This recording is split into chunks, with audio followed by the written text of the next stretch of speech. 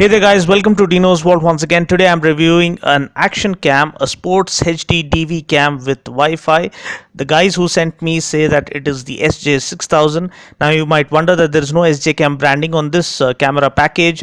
I too had the same doubt, but the online portal confirmed that this is indeed SJ6000. I'm unsure how many of you have noticed, but when SJ4000 was first launched in the market, there was no branding on it either. Also, the camera info states that it is indeed SJ6000. I will show that to you while checking out the user interface of this camera. Irrespective of whether it is SJ6000 or not, I must confess that this is the best value for money action cam you can buy.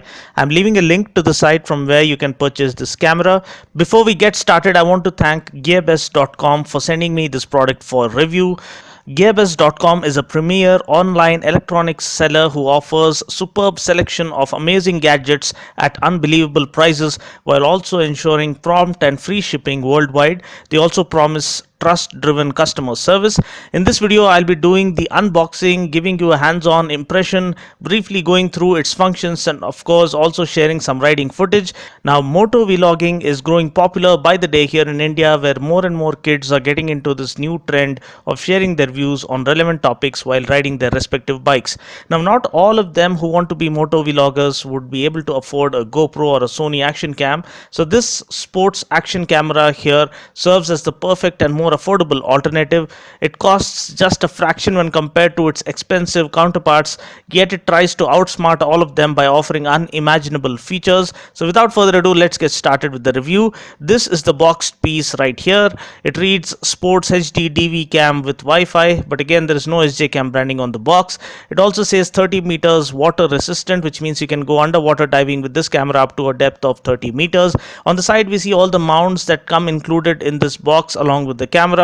I'll talk about the mounts and the brackets that would really come in handy for the moto vloggers later in this video. At the back we see all the specs of the camera being listed out in detail. First of all, we get a 2-inch LCD display, which is absolutely awesome. The camera records videos in 1080p resolution at 30 fps, 720p resolution at 60 fps, 720p resolution at 30 fps, and so on. The video format mentioned on the box is AVI, but the files I recorded came out with MOV format, which is fine as far as compatibility with editing softwares is concerned. Resolution for photos or snaps starts from 14 megapixel and goes down to 12 megapixel and so on. We can take snaps easily with this cam. We do need a micro SD card for recording the footage, and I have used this SanDisk Ultra micro SDHC UHS 1 card.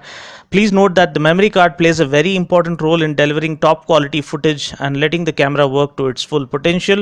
It is always better to go with high performance class 10 memory cards with appropriate read and write speed depending on the camera you are using. Apart from this, the camera has Wi-Fi such that you can operate the camera using a remote app from your Android phone or iPhone. We get a 900 mAh battery that offers a full HD 1080p video recording time of 90 minutes, which is excellent. The box claims that the camera takes around 2 hours to be fully charged. We also get various mounts and accessories and brackets as standard with the camera, which is amazing because in case of Sony or GoPro we need to purchase each and every mount as an extra. This cam, as mentioned here, can be used as a car recorder or a dash cam. It can be used for outdoor sports or moto vlogging, marine sports, diving, or even surveillance at home as well. This is how it looks when unboxed with its casing and with all the mounts and stuff. Here I have all the mounts, brackets, and other accessories that come with the cam. Here are all the contents that have been unpacked now. Not all of them are of use to you if you are concerned only about moto vlogging. With the contents offered, we can easily make a chin mount, which is the most preferred viewing angle for moto vloggers, wherein we get a clear view of the dash as well as the traffic and the setting you are riding through. We also get a handlebar mount, which is also equally desired upon by moto vloggers. This really comes in handy when you are riding on track circuits during track day events. Here's the closer view of the camera with the waterproof casing. It is well protected and it is recommended to always have it on to prevent dust or water seepage. Now it's time to take the camera out of the waterproof casing such that you can have a closer look. Giving you a quick physical overview of the camera, up front we get the 12 megapixel 170 degrees wide angle lens and the power on off button. Now this also works as the mode change button. At the top we get the OK button. On the side, we get the up and down navigating buttons to navigate through the menu. On the other side, we get the HDMI port, the micro USB charging port, and the micro SD card slot. At the bottom, we get the battery compartment.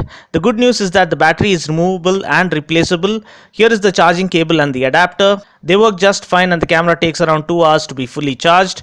Powering on the camera, we see the power button and the OK button are backlit. With the display on, we see that we are recording full HD video at 30 fps. We have auto white balance, we have the scene mode selected to sports, and battery level, the Wi-Fi icon, as well as the date and time. Going through the user interface, first we have the zoom option to zoom in or zoom out. Then we have the video files that have been shot for the day. Then we have the photos or snaps that have been taken so far. We then have the resolution settings first up, and lots of detailed options when it comes to playing with the settings. I don't think any other cam would offer so many options when it comes to settings. We can take snaps easily with this camera. We just need to press the down button to capture the shot. To record, we just press the OK button, and the good thing is that the rider gets a clear indication that the recording is on with the OK light blinking. The recording icon also appears on the display screen, and this is what I loved about this product. They have thought about each and every aspect that a customer would be looking at practically when using this camera. We can hardly find any fault with its functionality and detailed options that have been offered. Also, towards the end of the menu, you see that FW is mentioned as SJ6000, so this is again further more confusing. Another important feature on board is the inclusion of Wi-Fi. We can see the Wi-Fi icon on the display screen every time we turn it on. First, we need to pair our phone with the device such that the camera gets detected when we turn on the Wi-Fi. The password is listed clearly in the user manual. Once we have entered the password and paired the phone, we need to download a Wi-Fi cam app. I tried some apps that were shown in some tutorials. Sadly, those did not work for me. Finally, I could download this app called AIT Wi-Fi Cam Viewer from Google Play Store. I'm leaving a link to this app in the description portion below so that it is easy for you. Once the app is installed, just turn Wi-Fi on, connect your device, and then open the app, and then we have the following menu listed. As you can see, we can get into the camera settings and do the necessary changes. We can see the preview of how the camera is positioned and what it is going to record. We can start and stop recording via the app, which is awesome. We can also take snapshots easily, which is great. Finally, we can also see the recorded footage or the snaps that have been taken using the camera. The app worked perfectly fine for me without any issues. Next, I guess it's time to show you some riding footage. First up, here is the chin mount footage. This is with everything set to auto and without any specific scene mode being selected, such as sports or landscape, etc. The footage looks extremely satisfactory for a camera in this price range. The only glitch I noticed is that when we are riding into the sun, the camera takes some time to adjust itself to the change in lighting conditions. Next up, here is the handlebar mount riding footage.